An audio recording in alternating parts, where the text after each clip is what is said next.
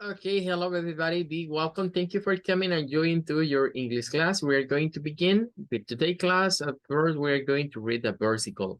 For this week, we are going to continue to Matthew 5:42, and the value for this time is to give, to give.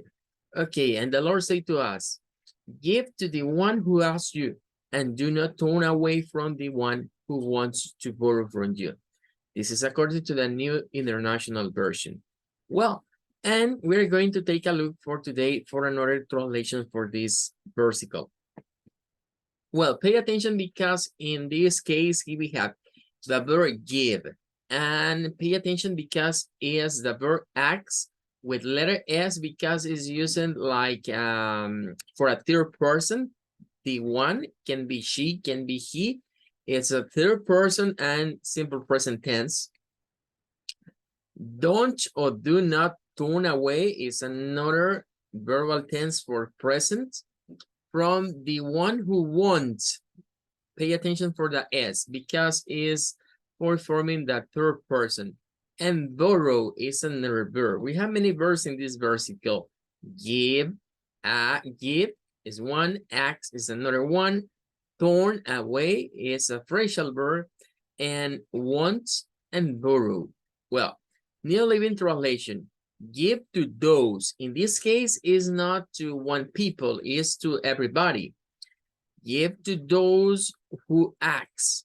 Pay attention because it's like to talking to them. Well, in this case, today is like to talk today is ask. And don't. In this part, we're going to find do not in without contraction. But in this one, there is a contraction. Don't turn away from those who want, one more time, to borrow.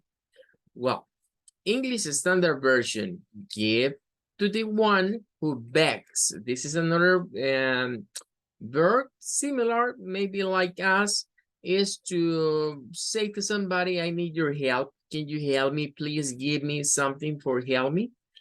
And do not refuse is another verb in this case. The one who borrow from you. Okay, give, begs, refuse, and borrow are the verbs. Berean Standard, give to the one who asks you. It's similar to the New International because it's talking about third person tense, verbal, and the verbal tense is present simple tense. And don't or do not turn away from the one who wants, one more time, is present tense, wants to borrow from you. Berean Literal Bible is different because we are going to find a changing in the verbal forms. For example, give to the one asking of you. It's not ask in this case, it's asking of you. It's like a gerund form, like ing form. And you should not turn away. Okay, we pass from the simple tense for the future tense. This is going to be in the future.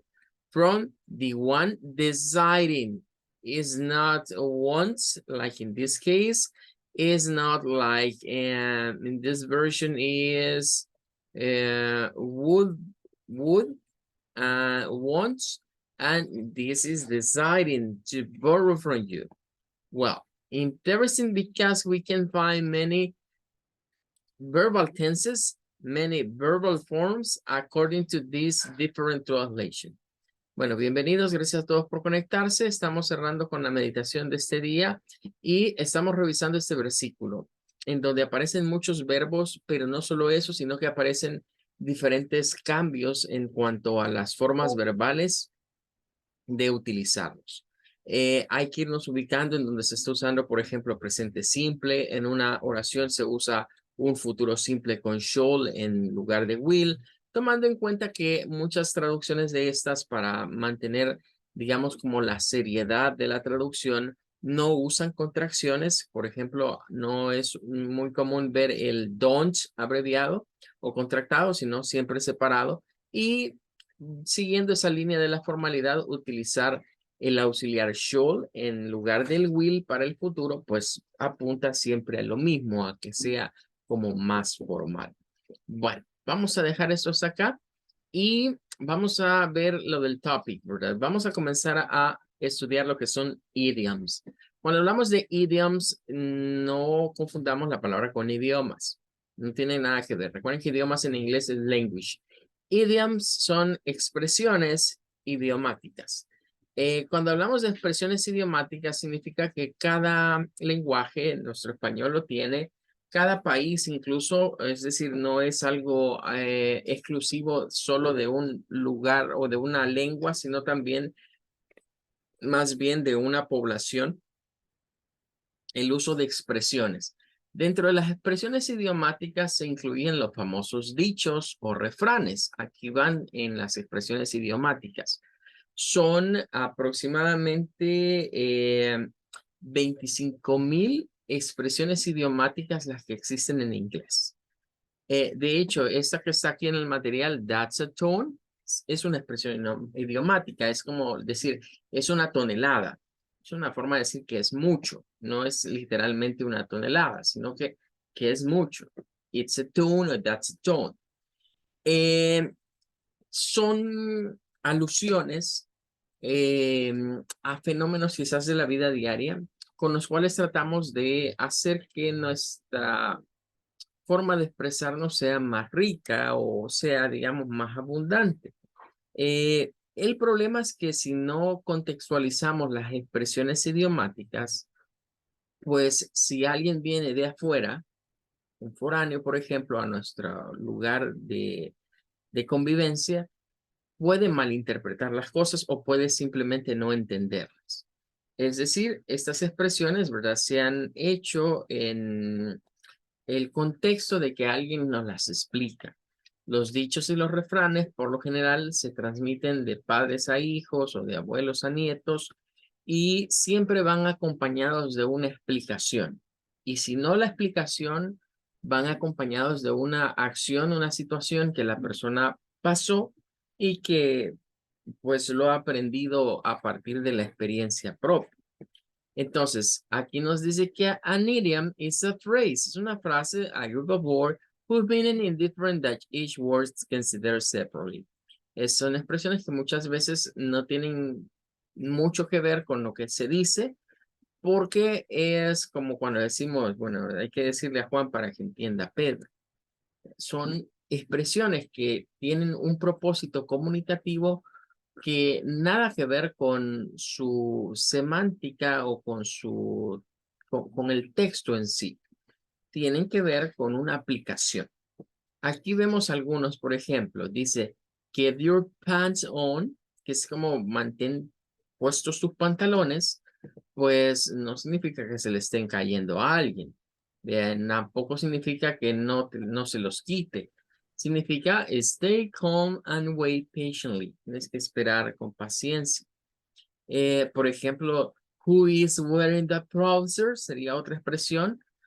¿Quién es el que está usando los pantalones? No significa que alguien los esté llevando puestos o quien lleva los pantalones. Si la traduce, porque en inglés es who is wearing the trousers. En español existe una versión de este, que es el que lleva los pantalones o el que tiene los pantalones, el que manda.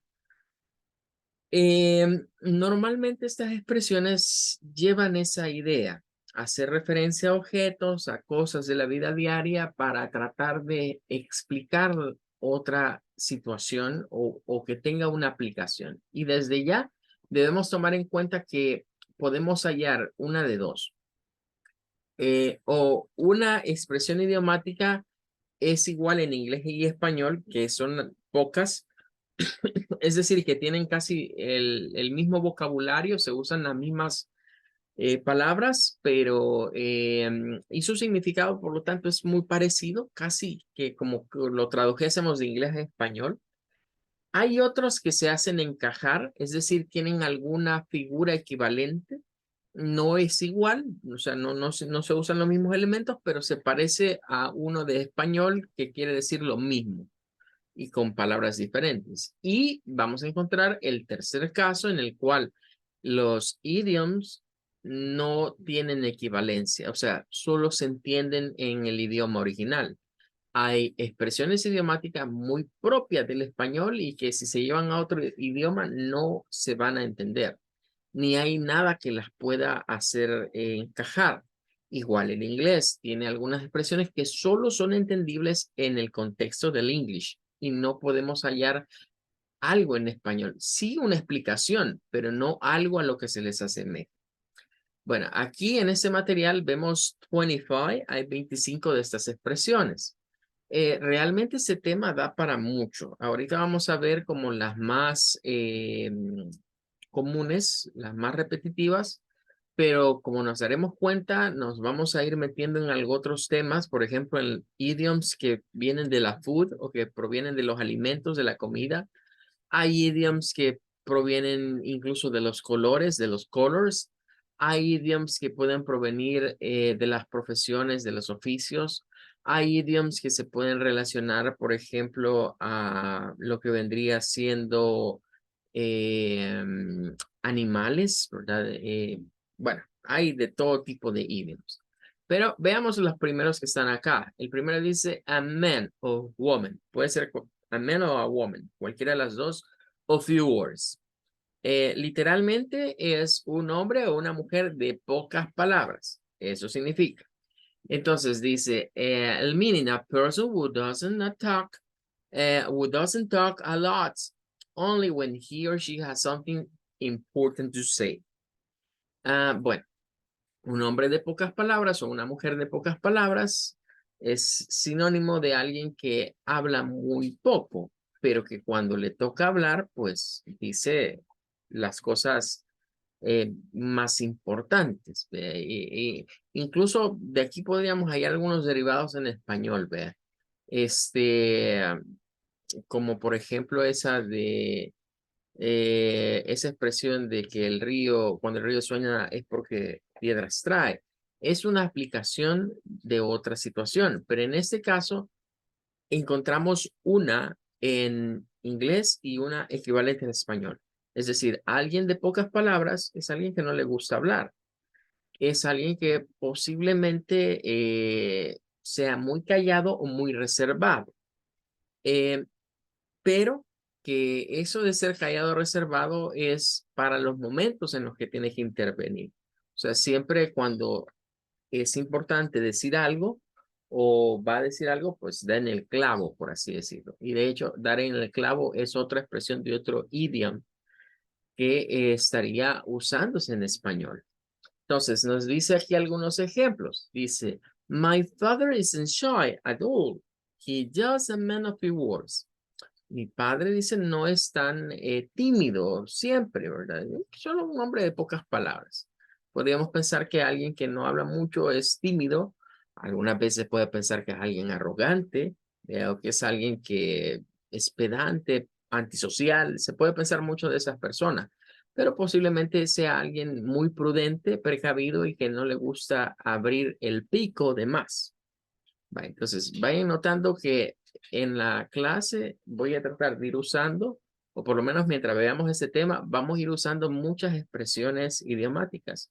Y como a veces no suelen ver en otras partes, no solo aquí en El Salvador, puede ser que entre unos países y otros tengamos expresiones diferentes en español. Vean, porque por ejemplo eso de cerrar el pico, pues podríamos entenderlo nosotros acá, pero en otros países pues posiblemente eh, se use de otra manera. Es más, yo diría que quizás esa es la manera más tradicional en español de decirle a alguien que se calle, cerrar el pico. Pero nosotros aquí, por ejemplo, usamos otro tipo de expresión y decimos, mira, cerrar la trompa. Y entonces ya cambia la situación. Pero bien, veamos otro más de A Man of Few Words. No voy a desarrollar todos los ejemplos, solo algunos para dejarlo claro. Dice, por ejemplo, esta, My grandfather loved you. Mi abuelo te quería. He is a man of few words, but his smile made his feeling for you very clear. Él era un hombre de pocas palabras, ¿verdad? Pero en su sonrisa, él te hacía sentir que todo estaba muy claro, que había amor. Eso no era alguien que conversara mucho, pero sí sus expresiones lo hacían de manera que se entendía. Hay otra más, miren, esta dice, the smartest person, miren, que nos apareció aquí un superlativo. The smartest person in the room is often a man of the word. Dice normalmente, ¿verdad? O con frecuencia, la persona más inteligente en un salón es un hombre de pocas palabras. A man of few words. A woman of few words. Aquí hay una, por ejemplo, con woman, que es my assistant is a woman of few words, but she gets things done. Mi asistente dice, es una mujer de pocas palabras, pero ella cumple con las cosas o las hace. Ok, well, dejemos este hasta acá y creo que ya queda explicado. De este hay en inglés y hay en español. Es decir, es de los que tienen su equivalente entre inglés y español y significa lo mismo y que casi ni hay que traducir mucho. A needle in a haystack. Bueno, ¿qué es un haystack? Es una pila de heno y ¿qué es una needle? Una aguja. Entonces, la versión en inglés es como una aguja en una pila de heno. Así vendría siendo la versión en inglés. Claro, nosotros lo adaptamos y decimos, una aguja en un pajar. Una aguja en un pajar. Y nos dice que el meaning es something that is very difficult to find. Algo muy difícil de encontrar. Ese es el significado de esto, de a needle in a haystack. Well, ahora, los ejemplos. Dice, I looked everywhere from my earring at the beach, but it was like trying to find a needle in a haystack. Bueno, ya que estamos en esto, no podemos dejar de hablar o no podemos dejar de hacer ver que ahí están los tiempos verbales. Habíamos dicho a los verbal tenses, no les vamos a decir ahorita goodbye, goodbye para siempre. Ellos van a volver a aparecer. Y nótese aquí, I look at everywhere from my earring. En esta primera parte tendríamos lo que vendría siendo una oración en pasado simple. Dice, yo anduve buscando, dice, me anduve mirando por todas partes, miré por todas partes buscando mi arete en la playa. That it was, aquí estaríamos, it was, pero fue like trying, fue como intentar to find a needle in a haystack. Fue como intentar buscar una aguja en un pajar. Ahí tendríamos esa aplicación. Tenemos uno más, dice por ejemplo, we've been looking, miren, we have been looking. Estaríamos acá, estaríamos ante un presente perfecto progresivo. We have been looking for an apartment in Geneva for 6 weeks, and it's like finding a needle in a haystack. Hemos estado, diríamos, hemos estado buscando un apartamento bueno, eso sería Genova, si lo tradujésemos, por 6 semanas y ha sido como fine. Nótese que casi siempre, bueno, en español decimos la expresión es buscar, es como buscar una aguja en un pajar. Entonces, nótese que es el verbo que se usa en inglés. Find, like finding, como estar buscando. To find is try to find, intentando buscar. Por ahí estaría. Bueno, vamos a ver una más y luego pasamos a la otra. Vamos a ver este de acá. Your basement is a mess, le dice alguien. Tu sótano es un desastre. Este es el sótano de una casa. Tu sótano es un desastre. Finding your high school yearbook will be like locating a needle in a haystack. Noten que se cambia el find por locating, que es otra forma de utilizarlo en inglés. También esta, por ejemplo, aparece looking. O sea, no solo es find de buscar, se puede usar otros verbos, ¿verdad? Se puede usar el verbo looking, se puede usar este verbo quizás menos frecuente, locating, ¿verdad? Es como localizar una aguja en un pajar, a needle in a haystack. Well, bueno, eso sería entonces este idioma. Vamos con uno más. Y este es a news for something. A news for something. Literalmente es como tener nariz para algo, nariz para algo. Lo podemos encontrar en español. Y en español es como cuando decimos que alguien tiene buen olfato para los negocios. Así se suele utilizar.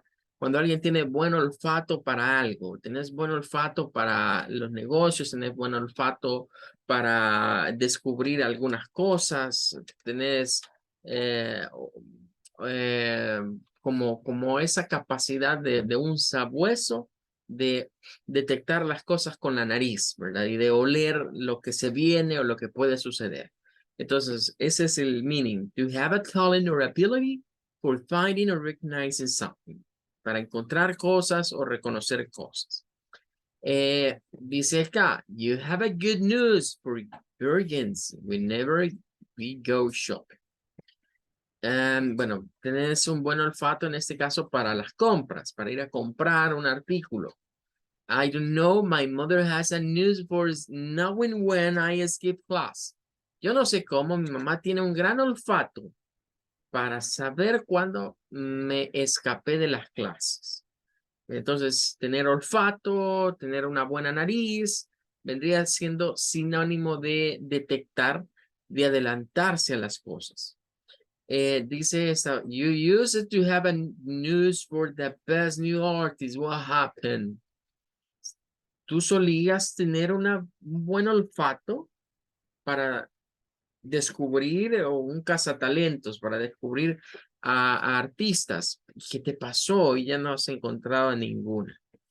Por ejemplo, el último dice, my girlfriend has a news for knowing when I talk to any other girl. Mi novia tiene una gran nariz, un gran olfato, diríamos en español, para saber cuándo yo le estoy hablando a otra chica.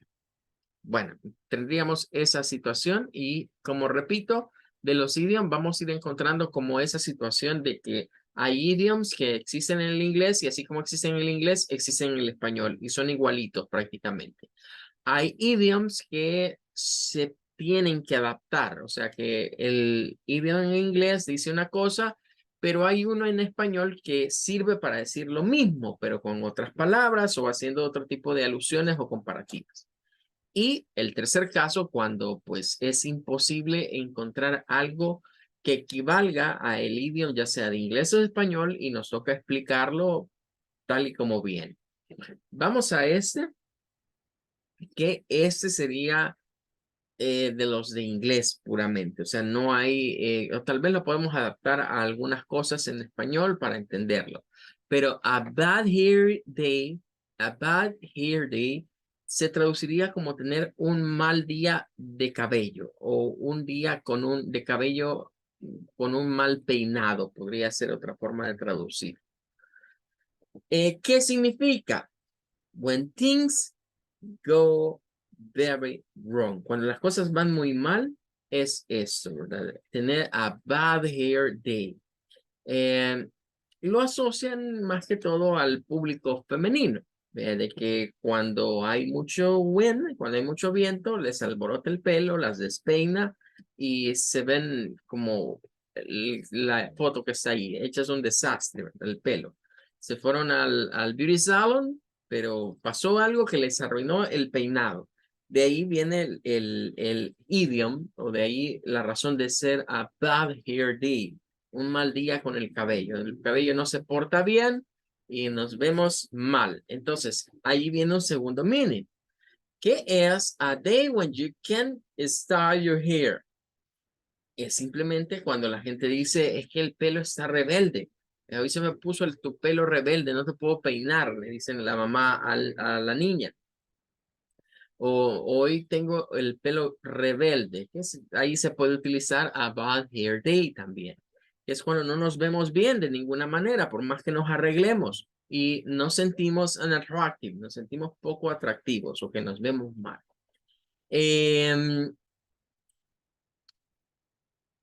Quizás eso de a bad hair day puede, aunque ese sí está en inglés, así que no podríamos decir, pero es parecido, por lo menos cuando hablamos de ir las cosas de mal en peor, a veces decimos que nos levantamos con el pie contrario, o me levanté con el pie izquierdo.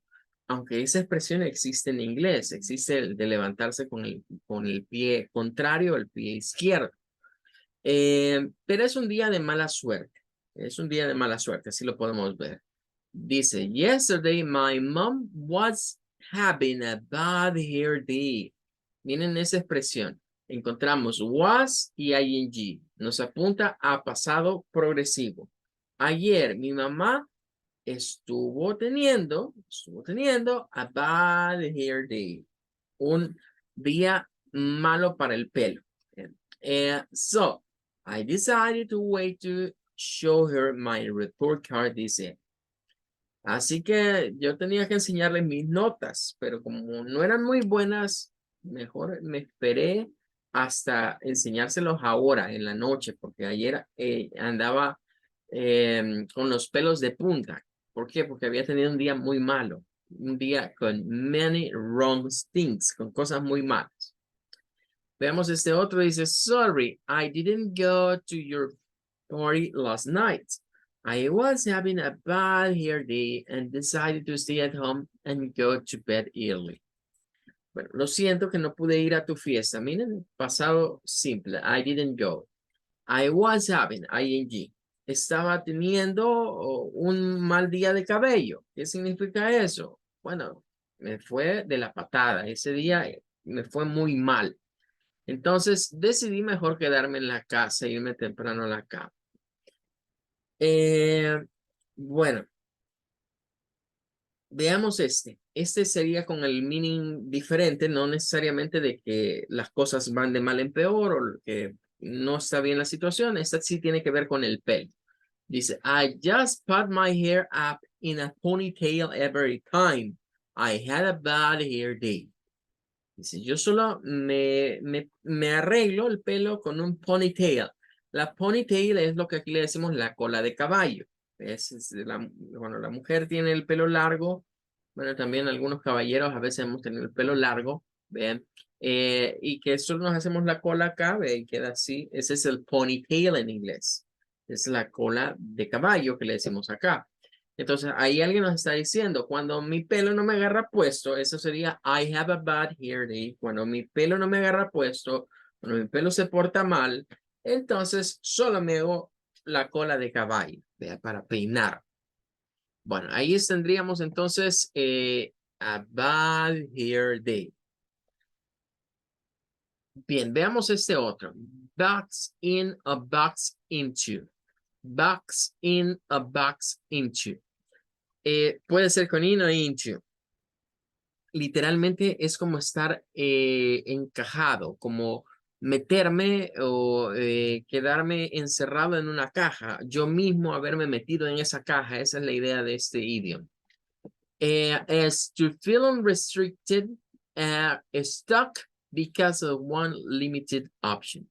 Es sentirse limitado, sentirse restringido, sentirse estancado por ciertas limitantes. Es como estar en la box, como estar dentro de una caja encerrado. Eso vendría siendo acá. Aquí a veces la gente usa la expresión, es que estoy con las manos atadas. O sea, no puedo hacer ya nada. Estoy con las manos atadas. Podría ser más o menos el que le pegue a eso de estar boxed in. O sea, no tengo opciones. Estoy atado y no tengo opciones. Veamos algunos ejemplos. Dice, Sandra felt boxed in after having her third child because she couldn't afford childcare. Ya, Sandra se sintió como encerrada, dice, en una caja después de tener a su tercer niño, porque no tenía, no podía, digamos, encontrar apoyo para el cuidado de los niños. Tenemos otro, dice, a month after I got engaged, I started to feel really boxed into a boring family life and realized I wasn't quite ready for marriage. Eso es un arrepentido, ¿verdad? Alguien que dice, bueno, un mes después me casé, dice, no está narrando lo que hizo, me comprometí. Y comencé, miren, esto es pasado simple, y comencé a sentirme Boxed está en pasado simple también. Into a boring family life. Me comencé a sentir encerrado. Sería una forma de decir lo de boxed into. Encerrado en una caja, como encerrado en una caja por la aburrida vida familiar. And realized it. Y me di cuenta, pasado nuevamente, I wasn't, nuevamente pasado, simple, I wasn't, que no estaba listo, que no estaba lo mínimo de listo para el matrimonio. Ahí estaríamos en box into, box in, sentirme encajonado sería otra forma de traducir este, sentirme encajonado por una situación donde no tengo ya opciones. Bueno, vamos a ver uno más. Es one ducks in a row. One ducks in a row. Eso es como darle a... Viene un poco no sé si...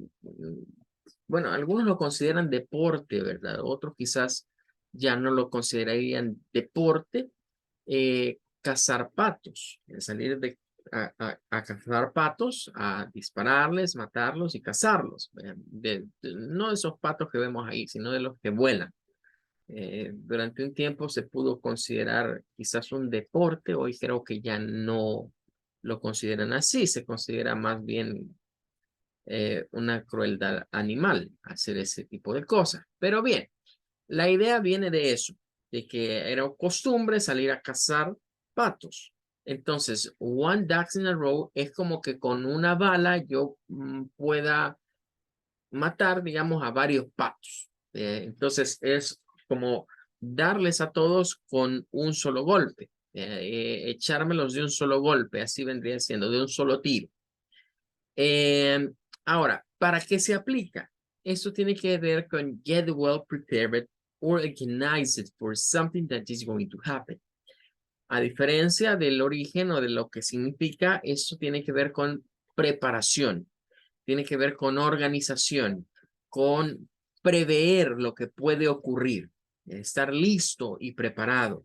Eso es get your ducks in a row, es estar preparado para lo que pueda suceder. Y vendría siendo así como, pues literalmente como poner, ¿verdad?, los patitos en fila.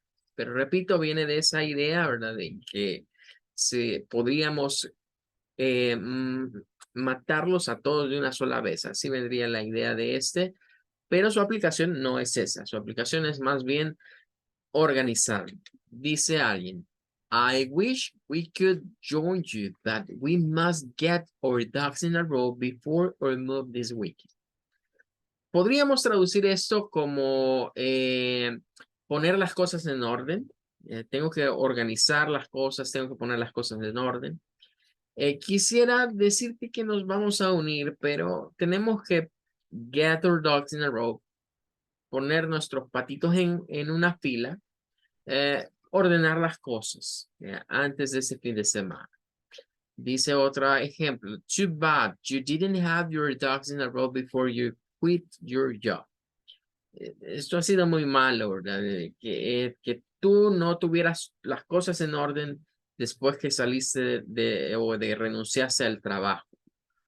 Posiblemente alguien que está atravesando problemas económicos. Veamos esta, dice, why didn't you have your ducks in a row before your retirement? ¿Por qué no pusiste tus cosas en orden antes de retirarte? Don't worry, dice alguien más. Your dogs are in a row and I know you'll pass the board. Bueno, yo sé que no te preocupes, yo sé que tus cosas están en orden, ducks in a row, y sé que vas a pasar. Bueno, son diversas situaciones en las cuales tenemos acá ejemplos que tienen que ver con estar preparado. Get your ducks in a row. Bueno, vamos a ir a uno más. Creo que con eso vamos a terminar.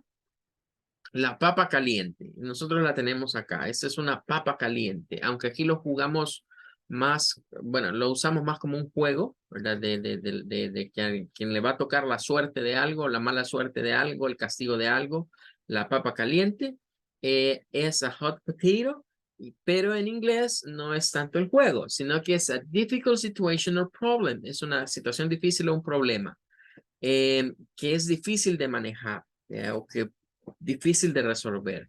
Aquí tenemos, in the USA, gun control remains a hot potato in politics, even after a mass shooting at school. Bueno, en los Estados Unidos, ¿verdad? El control de las armas, dice, es una papa caliente para los políticos, ¿verdad? O en la política. Porque, bueno, vemos todas, y ahí habla de los tiroteos, de los shootings en las escuelas, que son muy lamentables, muy tristes, ¿verdad? Pero, pues en Estados Unidos las leyes así son, ¿verdad? Le permiten a cualquiera adquirir las armas y pues vemos las consecuencias de que la población civil esté armada, ¿verdad? Pero saben que quitarle el derecho a los estadounidenses a portar o a defenderse es en contra de los votos. Entonces es una situación difícil. Hay otra más que dice, another hot potato in US politics is whether to keep abortion legal. Otra papa caliente, dice, para los políticos en Estados Unidos es esto de mantener legal los abortos. Tenemos otro más, raising salary for non-managerial staff has become a hot potato in the office. Hot potato, una papa caliente, un tema difícil de tratar, una situación difícil de manejar, algo que está causando o puede causar mucho revuelo. Esa hot potato es como una bomb, it's going to explode. En algún momento va a explotar y a quien le quede, pues va a llevar la peor parte. Esa es la idea de la hot potato. Ok, bueno. That's un avión. Nos vamos a quedar hasta aquí con eso y vamos a seguir pasado mañana con el resto de idioms de este material, que es como una pequeña introducción, ¿verdad? A lo que vendría siendo el topic de idioms. Goodbye. Take care. Bye. Goodbye. Thank you so much.